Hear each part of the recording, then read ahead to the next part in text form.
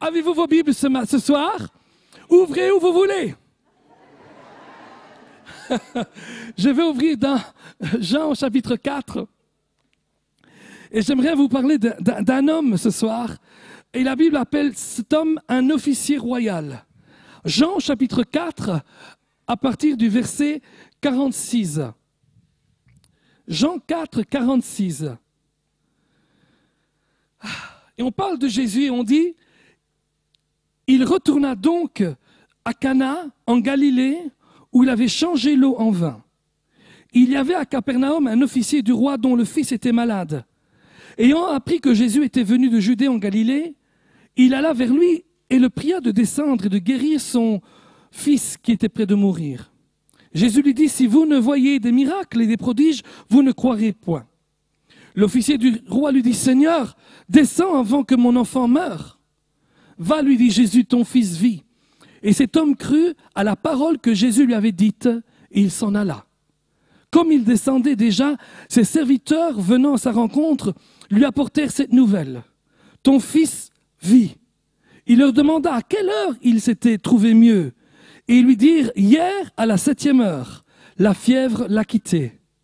Et le père reconnut que c'était à cette heure-là que Jésus lui avait dit, ton fils vit. Et il crut, lui et toute sa famille. Amen. Alléluia. Jésus crut, lui et toute sa famille. Amen. Ce soir, je voudrais vous montrer quelques petits points qui vont nous aider à obtenir le miracle dont on a besoin. Nous allons prendre un petit peu l'histoire de cet homme, les audaces de cet homme, les luttes de cet homme, les doutes de cet homme, les batailles de cet homme pour comprendre comment il a réussi à obtenir un miracle pour son enfant. Alléluia! Alléluia! N'est-ce pas extraordinaire? Voyez-vous, cet homme, la Bible dit que c'est un officier royal. Et cet officier royal il va rencontrer un fils de charpentier. Alléluia! Il va rencontrer le fils d'un charpentier. C'est un homme qui, dans toute sa grandeur, parce que c'était un officier, d'autres traductions disent que c'était un homme noble. Il était noble, mais il est descendu au niveau d'un fils de charpentier. Il n'a pas laissé l'orgueil dire « Mais non, ne va pas là, mais enfin tu ne te rends pas compte, c'est lui qui devrait venir vers toi. » Hein? Venir à l'église? Mais non, c'est le pasteur qui doit venir à ta maison. Attention, si vous êtes malade, alité, c'est vrai qu'on peut appeler le pasteur ou les anciens de l'église qu'ils viennent chez vous à la maison. Mais si vous êtes capable de vous lever, eh bien, donnez-vous un coup de pied au derrière, boum, et allez à l'église. Alléluia! Secouez-vous un petit peu et acceptez d'entrer et de venir demander de l'aide. Aujourd'hui, les gens ne reçoivent pas leur miracle parce qu'ils ne veulent pas demander de l'aide. D'ailleurs, si Dieu veut me guérir, il me guérira. Ah, c'est pas mal ça. La Bible dit qu'un jour, dans Actes chapitre 3, que Pierre et Jean allaient au temple pour prier. Un endroit où Jésus est allé beaucoup de fois. Et là, à la porte du temple qui s'appelait la Belle, il y avait un mendiant qui tous les jours mendiait. Jésus est passé devant lui tellement de fois. Mais jamais il a demandé de l'aide à Jésus. Amen. La Bible nous dit dans plusieurs récits par rapport à Jésus qui marche sur les eaux, mais un des récits, je crois que c'est dans Marc, mais c'est tellement marrant, parce que les disciples sont en train d'être secoués, leur barque pris à l'eau qui vont tous les côtés. Je trouve ça marrant parce qu'il y a des gens qui disent, mais Jésus n'a pas marché dans l'eau, c'était de la glace. Ah, je trouve ça génial, des vagues de glace qui tombent sur la tête. Bien sûr que ce n'était pas la glace, amen. Et donc le navire est secoué de tous les côtés. Et Jésus les voit de loin et s'approche. Et la Bible dit ceci, il marchait sur l'eau et allait les dépasser. Il était en train de les dépasser. Coucou! Hello! Oh, mais si Dieu veut, il peut. S'il le veut, il n'a qu'à le faire.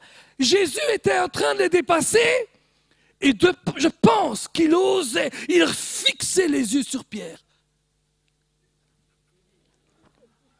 Mais dis quelque chose, Pierre! Je suis en train de passer! Pierre, dis quelque chose! Et heureusement que Pierre a eu du bon sens. Il a dit, Jésus! Alléluia! Hey, arrêtons de toujours dire si Dieu veut, il le fera. Bien sûr que Dieu le veut, mais la Bible dit, priez pour que la volonté de Dieu, qui est dans les cieux, se fasse sur la terre et dans votre vie. Amen. Quand vous priez, dites notre Père qui est dans les cieux, que ta volonté soit faite sur la terre comme elle est faite dans les cieux. Vous savez ce qui se passe souvent? C'est quand on dit, ah, mais tu sais, si Dieu veut, il me guérira. C'est de l'orgueil dissimulé. Ouh, je suis entré dans la famille de quelques-uns ici. Amen. C'est une autre manière de dire, j'ai pas envie de lui demander. Mais dis, écoute, ce Dieu, il n'a qu'à descendre. Il est déjà descendu. Il n'a pas besoin de redescendre une heure. Il est déjà descendu. Non, ce que Dieu attend, c'est que comme cet officier royal, nous ayons l'audace de venir devant un simple fils de charpentier. Alléluia. Et qu'on dit, mon fils est malade, ma fille est malade, mon épouse est malade, mon serviteur est malade. Jésus, je viens à toi tel que je suis. Jésus, je ne sais plus que faire. J'ai tout essayé, mais je n'ai pas encore essayé toi. Aujourd'hui, j'essaye toi. Alléluia. Amen. Cet homme a osé aller. La Bible dit ceci. Dieu résiste aux orgueilleux, mais il fait grâce aux humbles. Alléluia.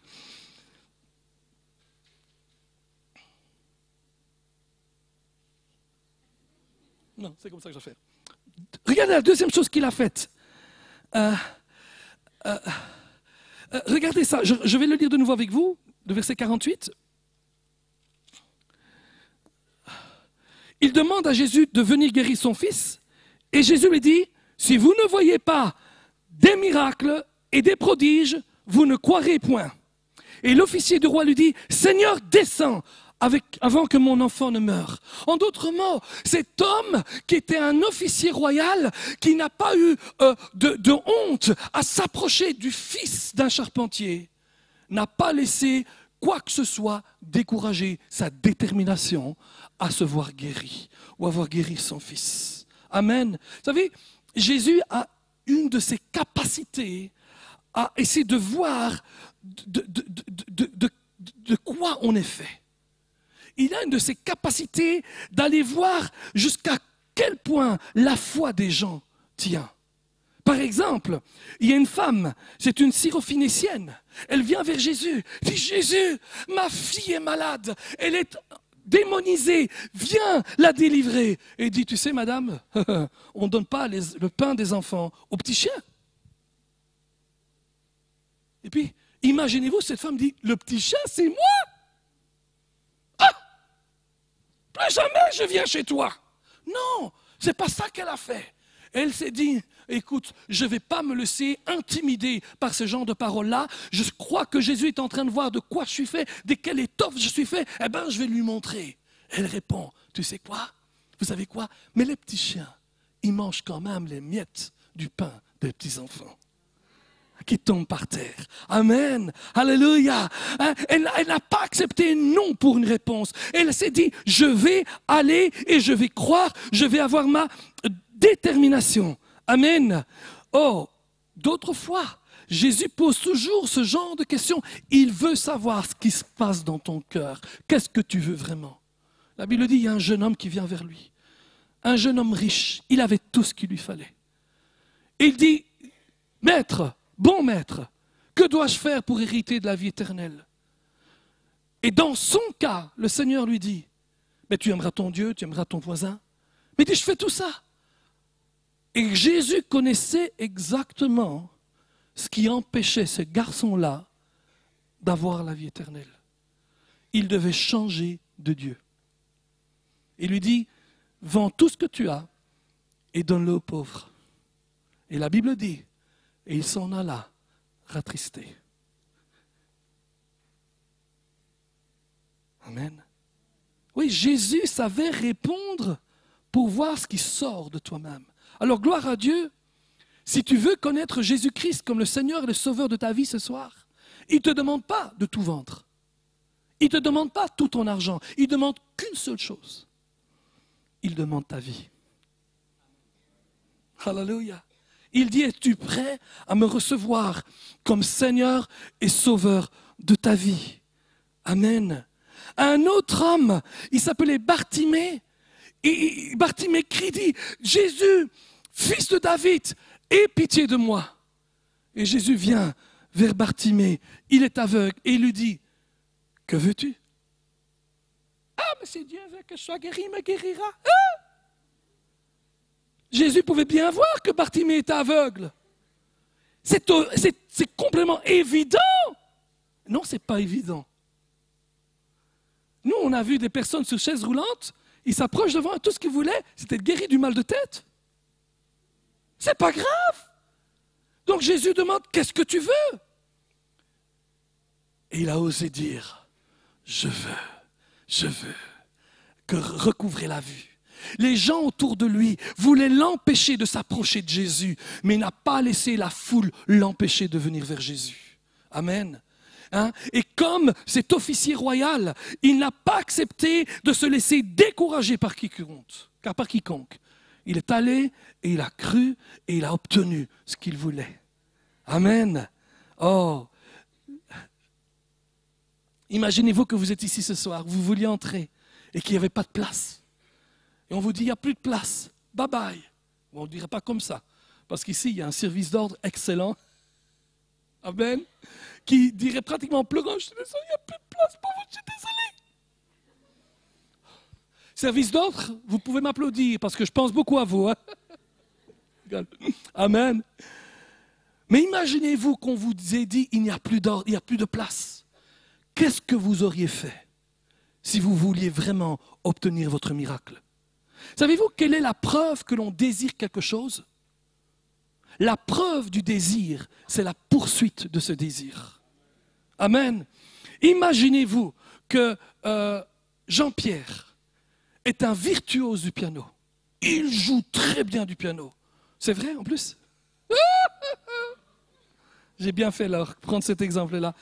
Et puis j'ai fait chez Jean-Luc, j'ai dit, Jean-Luc, je donnerais ma vie pour jouer comme Jean-Pierre. Et Jean-Pierre l'entend et dit, Donato, tu n'as pas besoin de donner ta vie. 15 minutes par jour, c'est suffit. Pendant 15 minutes tous les jours, pendant 10 ans, tu joues, tu pratiques et tu joueras comme moi. Puis je dis, Jean-Pierre, si tu crois que j'ai 15 minutes à donner par jour, qu'est-ce que je suis en train de dire? Je suis en train de dire que ce que j'ai dit à Jean-Luc, je donnerais ma vie entière pour jouer comme lui, c'était un mensonge. Je me mentais à moi-même. Parce que quand on m'a dit qu'en fait, il ne faut pas tellement, il faut seulement avoir un petit peu de discipline, j'ai dit, mais écoute, je n'ai pas le temps de le faire.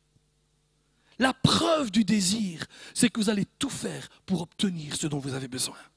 Amen. Vous allez écouter. Certains, moi j'ai vu des gens s'asseoir dans une école de guérison, dans une réunion, de réunion en réunion, 1 jour, 2 jours, 10 jours, 10 semaines, 10 mois, 2 ans, 3 ans, jusqu'à ce qu'ils aient reçu leur guérison. Amen. Mais dans la journée et dans la société fast-food, on veut tout et on veut tout maintenant. Amen. Mais quand on veut tout maintenant, comment on peut voir ce qu'il y a vraiment dans nous, de quoi on est fait? Alléluia. Alléluia. Et cet homme est allé, il a prouvé qu'il désirait voir son enfant guéri. Alléluia. Regardez-moi ça aussi, le verset 50. Après qu'il ait dit, Seigneur, descends avant que mon enfant ne meure. Jésus lui dit, va, ton fils vit. Et la Bible dit que cet homme crut. Alléluia, à la parole que Jésus lui avait dite. Et il s'en alla. Cet homme crut à la parole que Jésus lui avait dite. Non seulement il vient en tant qu'officier royal devant Jésus, fils de charpentier, non seulement il ne se laisse pas décourager par les circonstances, mais c'est un homme qui avait une vraie foi. Il crut à la parole que Jésus lui avait dites. Non, écoutez un petit peu. On voit par le contexte que Jésus lui dit, va, ton fils vit, mais il lui faut toute une nuit pour qu'il arrive à la maison. Et quand elle arrive chez ses serviteurs, il dit, ton fils vit. Et il dit, quand? Quand était-il guéri? Hier soir, à la 7e heure. Écoutez ça. Ça aurait été beaucoup plus simple qu'il dit, Jésus, viens avec moi, Jésus. Viens avec moi. C'est facile de dire, ton fils vit, viens avec. S'il ne vit pas, boum, boum. Mais il peut retourner à ta place. On peut l'applaudir. Imaginez-vous, 1, la foi de cet homme, 2, toute la lutte de cet homme pendant toute la nuit. Mais t'es sûr qu'il vit? Mais qu'est-ce que t'as encore fichu? T'aurais dû lui dire, viens avec moi. T'aurais dû lui dire, Seigneur, je te crois, mais quand même, pour être certain, viens. Toute la nuit. Toute la nuit, des luttes intérieures et internes et tout. Vous savez quoi, mes amis? Il y a une lutte constante entre la raison et la foi. Amen. Est-ce que vous savez, moi j'habite tout près de la frontière, entre le Tessin et l'Italie. Et ce qui est marrant, c'est qu'il y a beaucoup de maisons qui habitent jusqu'au bord de la frontière. Hein? Avez-vous déjà vu une maison qui habite sur les 2 côtés de la frontière? Ça peut arriver, je ne sais pas. Je sais qu'en Finlande, par exemple, et en Norvège, il y a un grand terrain de golf sur les 2 frontières. Mais imaginez-vous que vous avez une maison sur les 2 frontières et vous mangez en Suisse et vous allez faire caca en France.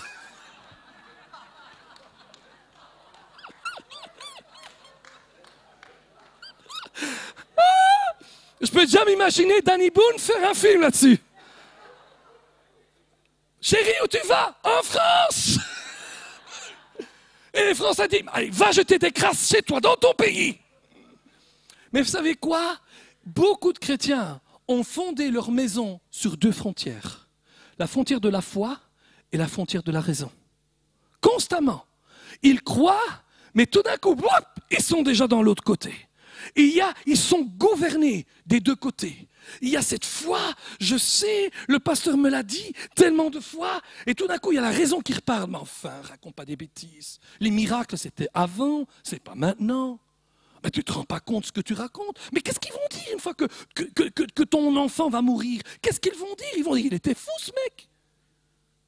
Savez-vous, quand ma fille qui est née handicapée, qui ne pouvait pas marcher, ne pouvait pas parler, ne pouvait pas prendre des choses en main, savez-vous combien de fois, alors que nous croyons que Dieu voulait la guérir, combien de fois la raison attaquait et attaquait et attaquait et attaquait? Tu es en train de perdre ton temps, et en plus le sien. Mais pourquoi tu lui dis toujours, t'es guéri, t'es guéri, t'es guéri, t'es guéri? Mais laisse-la tranquille, laisse-la vivre tranquillement sa vie, et mourir quand elle a 14 ans.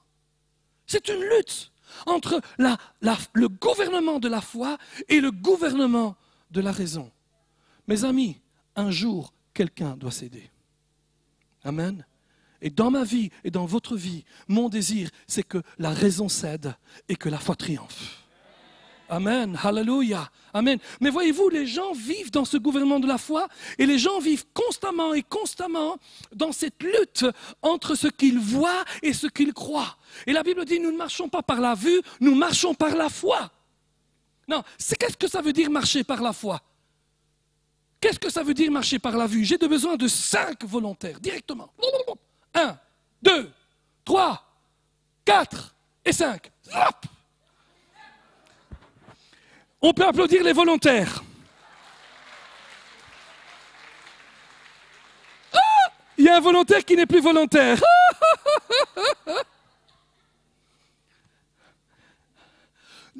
Nous ne marchons pas par la vue, nous marchons par la foi. Marcher par la vue, ça veut dire marcher par les 5 sens. Quels sont les 5 sens? La vue, c'est la vue. L'ouïe, le toucher, le goûter et l'odorat. Amen. Et Dieu dit, maintenant, il y a un nouvel ordre. on ne va plus marcher par les 5 sens, on va marcher par un 6e sens qui est la foi. Amen. Non, vous devez comprendre que dans la loi des sens, dans les sens, il y a des lois très importantes. Par exemple, dans la loi des sens, chaque sens est indépendant l'un de l'autre. Si un sens sent quelque chose, l'odorat sent quelque chose, les autres sens suivent. Par exemple, si je suis aveugle et je rentre dans la pièce, je ne vois rien, mais je sens un bon parfum, tout doux. Je dis, wow, il y a une femme dans la pièce. En espérant que c'est une femme qui a mis du parfum de femme. Amen. Deuxième loi des sens, c'est que le premier qui perçoit quelque chose, le premier a la priorité sur les autres. Par exemple, je suis bienvoyant, j'entre dans une pièce, je me dis tout va bien, il n'y a aucun problème ici, mais tout d'un coup l'odorat dit gaz, gaz, gaz. Et qu'est-ce qu'ils font les autres sens? Ils me transportent et ils s'en vont. Amen. Le problème vient, c'est que quand les sens ne s'entendent pas entre eux, on a des contresens et des non-sens.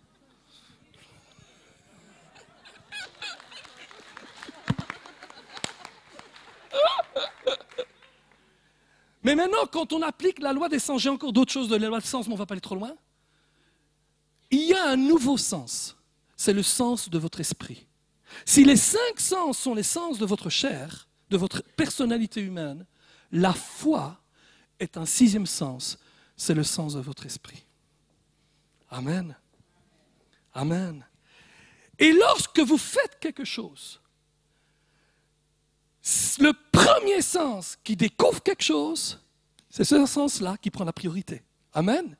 Vous êtes malade, mais la foi dit, par les meurtrissures de Jésus, je suis guéri. Amen. Et vous prenez autorité sur tous les autres sens. D'ailleurs, il y a une chose que vous devez apprendre à faire, c'est dire la ferme à vos sens. Pam, la ferme. Pam, la ferme. Pam, la ferme. Oh, Donato, je sais que tu dis toujours par la meurtrissure de Jésus t'es guéri, mais oh, j'ai mal au dos. La ferme.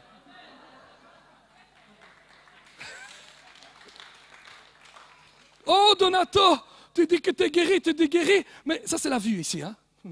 Attends, prépare-toi. Hein? La vue, oh, Donato, tu dis que tu es guéri, mais regarde, ton pied est toujours gonflé. La ferme!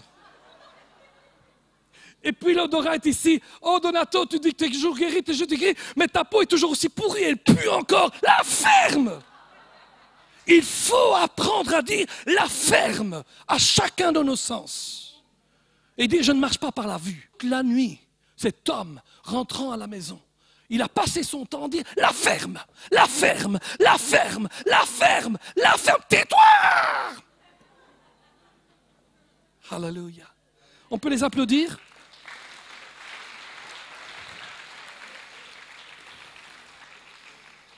Alléluia. Amen.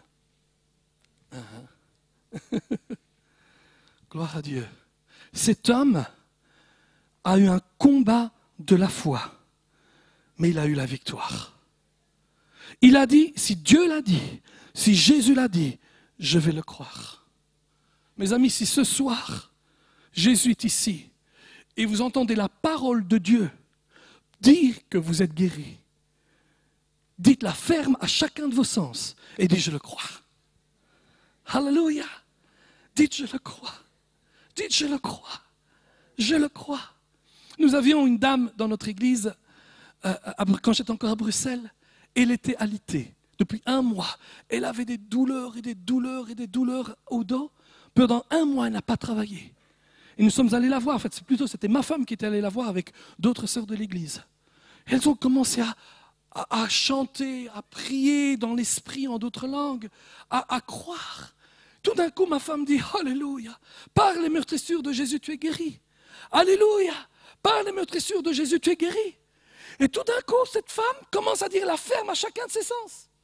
Et elle dit, Alléluia, par les meurtrissures de Jésus, je suis guéri. Alléluia, par les meurtrissures de Jésus, je suis guéri. Et tout d'un coup, mais si je suis guéri, qu'est-ce que je fais dans le lit? Elle s'est levée, elle est allée travailler le jour même, complètement guérie. Amen. Mes amis, ce sont des principes élémentaires de la foi. Et nous devons apprendre à parler avec autorité. C'est vrai, nous avons eu autorité sur la puissance du diable, mais Paul dit, je tiens aussi mon corps assujetti. Amen. Je peux dire à mon âme, tais-toi ou parle ou le Dieu. Je peux dire à mon ouïe, tais-toi, ou plutôt oui, ne parle plus, n'entends plus. La ferme, c'est plus facile. Amen. Je peux aller et dire non. Je sais ce que mes yeux voient, mais je sais aussi ce que les yeux de ma foi voient. Amen. Alors, il est complètement important de se rappeler que lorsque vous traversez la rue, marchez par la vue.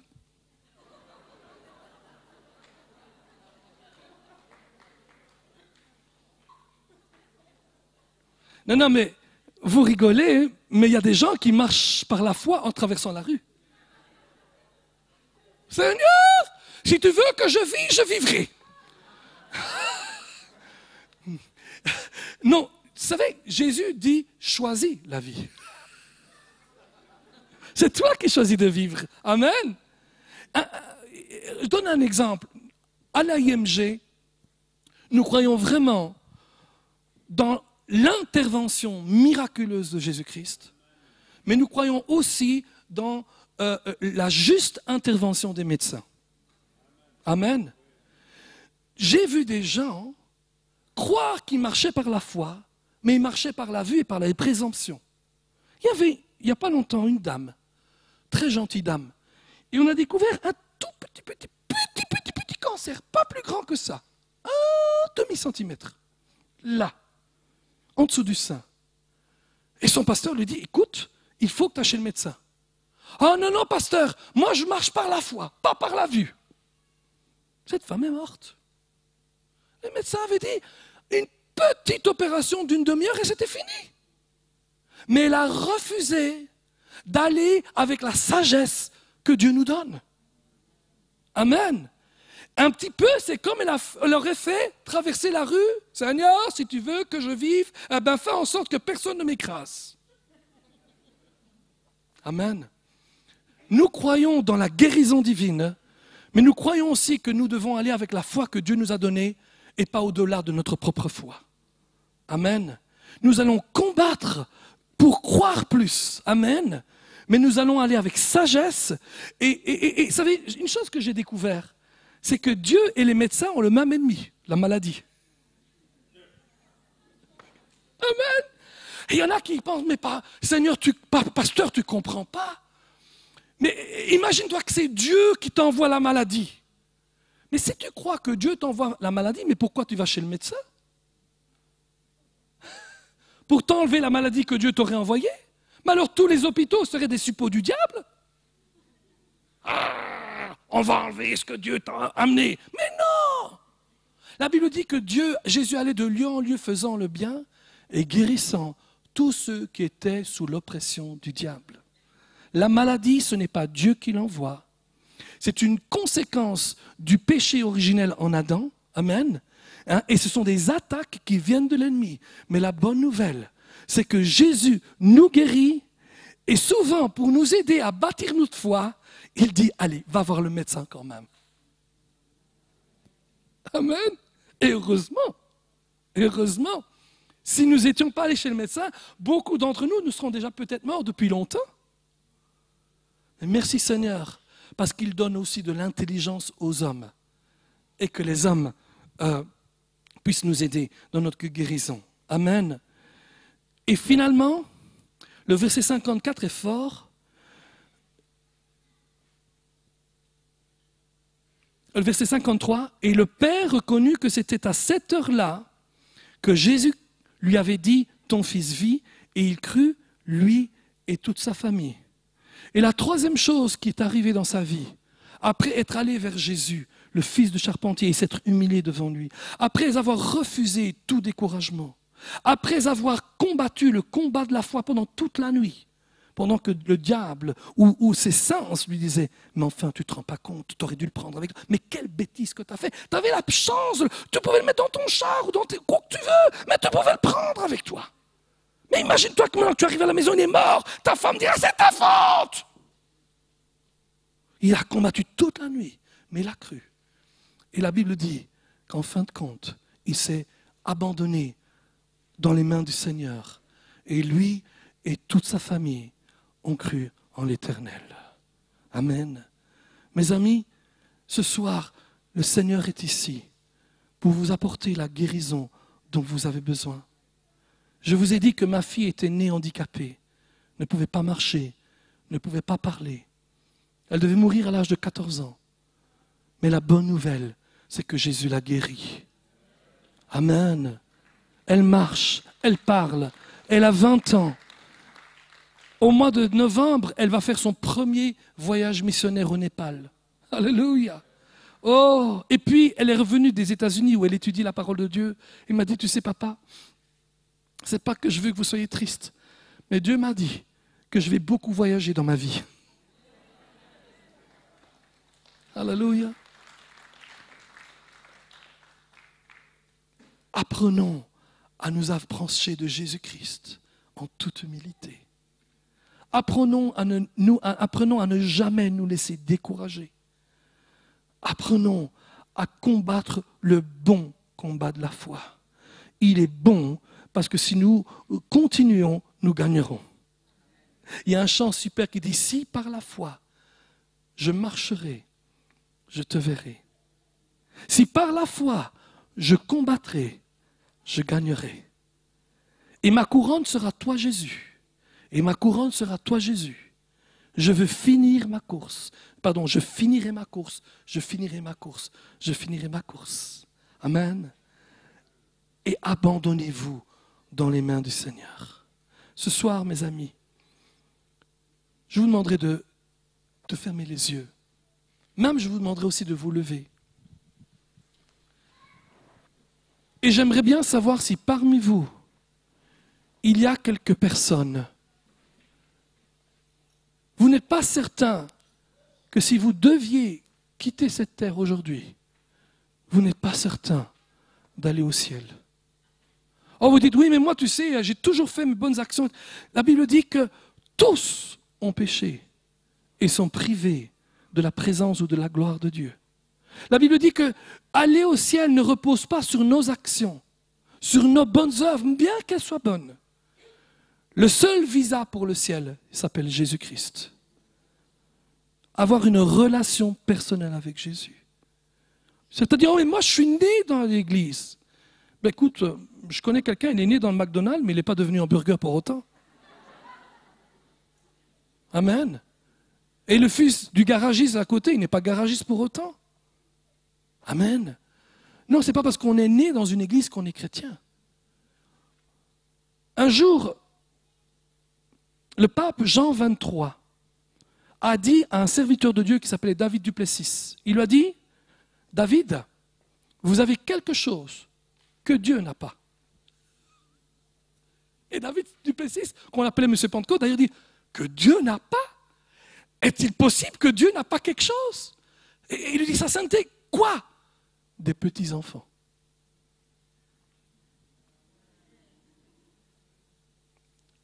Personne ne naît chrétien. Chaque génération doit devenir chrétien. Amen. Chaque génération doit prendre une décision pour soi-même. Et ce soir, je vais donner cette opportunité à chacun d'entre vous qui ne connaissez pas encore Jésus comme Seigneur et Sauveur de votre vie, de le recevoir. Alors s'il vous plaît, fermez vos yeux, je voudrais embrasser personne ici. Mais si ce soir, il y a quelqu'un ou quelques personnes, et vous voulez avoir la certitude qu'après cette vie-ci, vous iriez au paradis, au ciel avec Dieu, et pas en enfer, mais au ciel, je vous demanderai de là où vous êtes, de lever la main. C'est très simple. Oui, je vois des mains. Merci. Y a-t-il d'autres mains? Waouh, c'est formidable. La Bible dit que c'est tellement simple. La Bible dit, si tu crois dans ton cœur que Dieu a ressuscité Jésus des morts et que tu confesses de ta bouche que Jésus est sauveur, tu seras sauvé. Est-ce qu'il y a quelqu'un qui veut être sauvé ce soir? Levez bien la main bien haut, ceux qui croient, ceux qui veulent recevoir la vie éternelle, ceux qui veulent recevoir l'assurance d'être sauvés le jour où ils quitteraient cette terre. C'est formidable, formidable. Je voudrais demander à tous ceux et toutes celles d'entre vous qui êtes là ce soir, qui avez levé la main et qui peut-être n'ont jamais fait cette expérience auparavant, de vous avancer parce que nous voulons prier avec vous. S'il vous plaît, ayez l'audace d'avancer devant. Jésus est mort publiquement, vous pouvez naître publiquement. Alléluia, avancez, merci. Il y a d'autres mains qui se sont levées. Avancez, n'hésitez pas, recevez. La Bible dit, si ce soir tu entends la voix, n'endurcis pas ton cœur et accepte, reçois le salut en Jésus-Christ. Alléluia, c'est extraordinaire. Y a-t-il quelqu'un d'autre? Vous voulez recevoir Jésus comme le Seigneur et le Sauveur de votre vie. Avoir cette sécurité que si vous deviez quitter la terre aujourd'hui, le ciel serait votre destinée. Alléluia. Amen. Amen. S'il y a d'autres personnes qui veulent s'avancer, vous pouvez vous avancer. Peut-être qu'il y a quelqu'un qui dit, Pasteur Donato, j'ai rien compris à tout ce que vous avez dit ce soir. Mais une chose est certaine, je veux être dans cette prière. Ben, avancez aussi dans cette prière et recevez. Alléluia. Amen. Amen. Quelle joie de voir ce que Dieu est en train de faire dans la vie de tant de personnes. Il guérit, il libère et il sauve. J'aimerais savoir si peut-être toi qui regardes cette vidéo et qui écoutes ce message, peut-être ne connais-tu pas encore Jésus comme le Seigneur et le Sauveur de ta vie. Alors j'aimerais bien te demander, voudrais-tu recevoir la vie éternelle? Voudrais-tu être certain que si tu devais mourir ce soir, que le ciel serait ta destinée? La Bible dit que pour avoir la certitude que le ciel devient ta destinée, il faut croire dans ton cœur que Dieu a ressuscité Jésus d'entre les morts et déclarer avec ta bouche que Jésus est le Seigneur de ta vie. Si c'est le cas, j'aimerais bien prier avec toi. En fait, je te demanderai de prier après moi. Je vais prier une phrase et ensuite je te laisse le temps de la répéter et ainsi de suite pour que tu puisses recevoir la vie éternelle. Alors, prie. Père éternel, je viens à toi. Je crois dans mon cœur que tu as ressuscité Jésus des morts. Je confesse de ma bouche que Jésus est le Seigneur de ma vie. À partir de ce soir, je détourne mon dos du diable et je cours vers toi, les bras grands ouverts. Je te demande pardon pour mes péchés et je te remercie parce que tu me reçois dans ta famille. Tu dis que qui croit en toi, les choses anciennes sont passées et toutes choses sont devenues nouvelles. Et tu fais de moi une nouvelle créature. Merci, merci de m'accepter dans ta famille et de faire de moi ton enfant. Amen. Si tu as prié cette prière, je voudrais t'encourager à écrire à l'adresse que tu verras sur l'écran et de dire, voici, en telle journée, j'ai prié cette prière pour devenir un enfant de Dieu. S'il vous plaît, aidez-moi, donnez-moi l'adresse d'une bonne église, donnez-moi de la littérature, ou dites-moi comment je peux me procurer une Bible. Et ils seront tous heureux de te répondre le plus vite possible. Amen. Dieu te bénisse et bien.